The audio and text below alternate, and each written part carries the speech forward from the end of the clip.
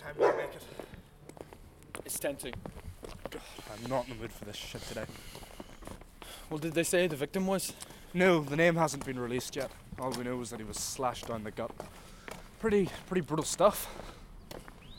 Is the victim still at the scene? Not sure, he might have been processed already. We'll find out when we get there. Okay. You know, some of the stuff that I've been seeing over the course of my career really makes me feel sick. Sometimes I think about leaving. Really? Oh yeah. Well, listen. Keep yourself focused. We need to get through this case, alright? I know. I can't have my mind wandering. No, and neither can I. Anyway, and let me tell you, I'm completely focused on this case and this case alone. Now, is this the place? Yeah, that looks like it. Right.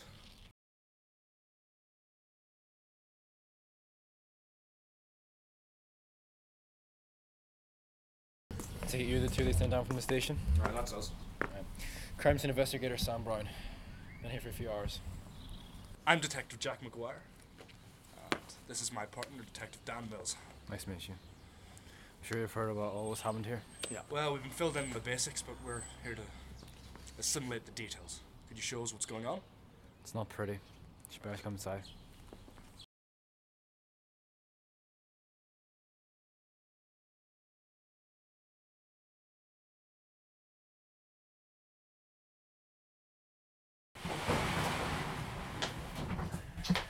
So what have we got here? Pretty brutal stuff. The killer used a knife to cut the victim's stomach to shreds. Jesus. No fingerprints except for the victim's own. No sign of forced entry. This is a premeditated kill. Where did this cover his tracks? Did they find a weapon? Yep. It's bagged but not sealed. It's right over there. Chris, grab the bag.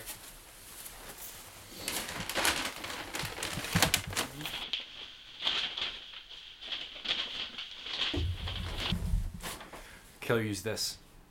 Cut him down from his chest to his gut. Poor bastard.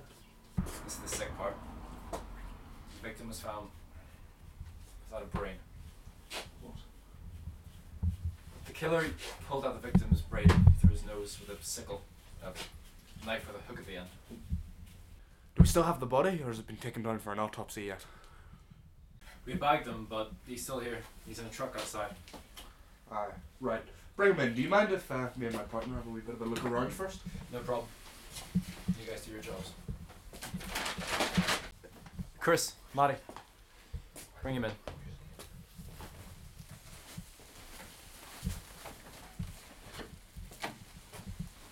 So, what do you make of it, McGuire? Well, it's pretty horrifying, these murders. Slice straight down the stomach, break through the nose. It's not death I'd like. Brain through the nose. I've never seen anything like this. Yeah. Well, the one thing we do know is that whoever did this knows a thing or two about forensics. He hasn't left any prints. There's no sign that he was ever here aside from the murder itself. It still smells awful in here. Nobody deserves to be killed like that. Slaughtered like a pig. Checks if you already see the body. Alright, bring him over here then. I bring him in.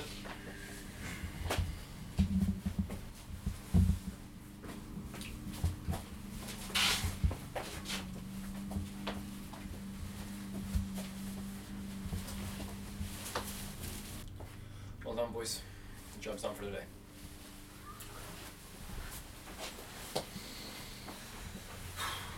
Right, let's see what we're dealing with here.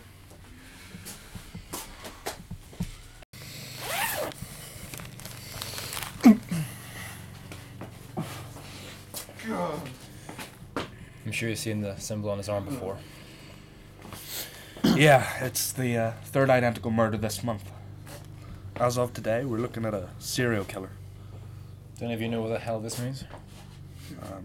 I believe it's the ancient symbol of life in ancient Egypt. The gods would have carried it around in the underworld. Clearly this is some sort of sick mind who thinks that he has some sort of divine power over life and death. What sort of crazy bastard we're looking at? So, Detective Brown, do we have any more leads? Anything else to go on? You're in luck. We got a witness this time. I should like to speak to this witness. He's outside. I'll introduce you. You just stay here, Detective Brown. I can handle this by myself. You two, Mills. Pull the fort.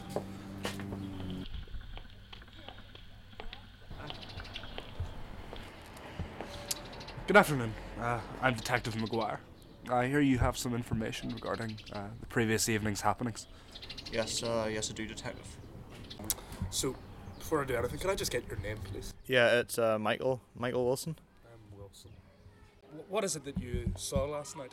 Yeah, well, I was just walking past, I was walking the dog, and I was walking past the house, and I saw a wee bit of light coming out from underneath the garage door. It was slightly open. I mean, nothing strange about that, didn't think about it twice, and I just walked on, and then I heard some screams. Yeah, some shouts coming out from the garage, so I went over to investigate, and there was a bit of a kerfuffle going on. Did you go inside? No, I didn't, because there was such a ruckus going on, didn't dare go inside, so I just got away as fast as I could. But it sounded like there was like someone trying to stifle the screams by putting their hand over his mouth, if you know. So I just got out of there as quickly as I could. So you didn't, per se, actually witness the murder? No, but I heard what was going on, but I didn't see anything that was happening. Right, well, you did the right thing by immediately reporting it, Mr. Wilson. Oh, and there's one more thing, Detective. There was a car parked outside, never seen it before. I can just remember the registration plate for you. 1DI-D1T, that was it. Yeah, well, I hadn't seen it before, so it was new to the neighbourhood. Might have been his, I don't know. 1DI-D1T. Yeah. Alright. Thank you very much, Mr. Wilson. You've been very helpful. Can I just ask, what is it you do in your line of work? Oh, I'm a professor at the local university. Oh, a professor. What do you teach? History and International Relations. Oh, very good. Well, thank you very much. You might be able to help us find whoever is responsible for this. Okay. Thanks very much, Jack. See you later.